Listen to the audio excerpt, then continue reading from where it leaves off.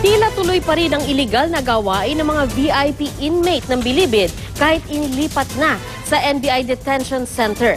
Nasamsam kasi sa mga preso ang perang aabot sa 700,000 piso. Saksi si Salima Refran. Inalis sila sa Bilibid hindi lang dahil sa mga luho. Ang mga binansagang VIP inmate napatunayang di may access sa pera. Tila patunay na tuloy ang kanilang mga iligal na negosyo tulad ng drugs. Pero hanggang sa NBI Detention Center pala kung saan sila inilipat, nakakahawak pa rin sila ng pera. Bungkus-bungkus pa nga ang nakuha sa biglaang inspeksyon nitong December 28 at 29. May ilang libong pisong papel ang natagpuan lang sa basurahan at sa banyo. May mga itinago sa ampaw at sa pakete ng sigarilyo. Ang nasamsam sa kabuuan, katumbas ng 700,000 piso. Magtaka ka, bakit pa nakapasok to? Paano nakapasok yung pera na yan? Ang dami niyang dinaanan, di ba?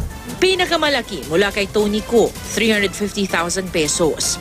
84,000 pesos at 475 Canadian dollars naman na nakuha kay Peter Ko, bukod pa sa isang driver's license na sa kanya, pero Woot Wan Yuan ang pangalan. Talagang, we are a failure here. The NBI is a failure. Siguro because the facility is not ready for this. Isang malalimang investigasyon ang pinag-utos si Justice Secretary Laila de Lima para malaman kung paano nakapasok ang limpak-limpak na salapi sa loob ng NBI Detention Facility.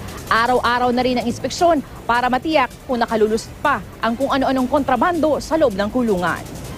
Baka nakalagay dun sa mga pagkain, nakatago sa mga pagkain na somehow hindi nila in-inspection. So sabi ko nga in the first place, bakit pinayagan yung mga pagkain? Iimbestigahan lahat na nagbabantay, kabilang ang ilang NBI guards, NBI agents, miyembro ng Special Action Force at ilang tauhan ng Bureau of Corrections. Nagigpit din sa pasilidad at mga dalaw. Ako si Salima Refran, ang inyong saksi.